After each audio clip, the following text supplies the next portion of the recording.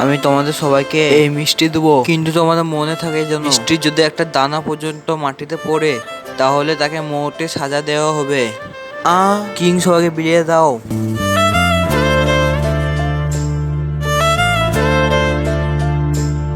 আরে এই মিষ্টি কিভাবে খাবে?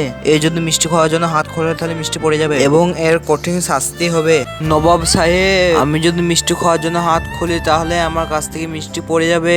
যদি তোমার হাত থেকে মিষ্টি পড়ে যায় তাহলে তোমাকে মৌতে সাজা দেওয়া হবে। কিং, আমার জান বাঁচাও। নবাব সাহেব, এর হাতও পিছনে হয়ে যাবে আর মিষ্টিও পড়বে না।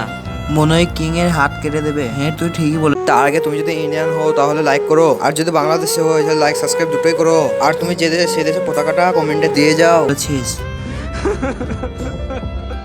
লাও, এই মিষ্টিগুলো আমার হাতে ঢেলে দাও। এবার হাত পিছনে করে লাও।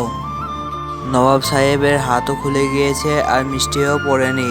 মুশকিলের সময় যদি ব্রেন খাটানো যায় তাহলে প্রত্যেক মুশকিল সামলানো যাবে। বাহ কিং!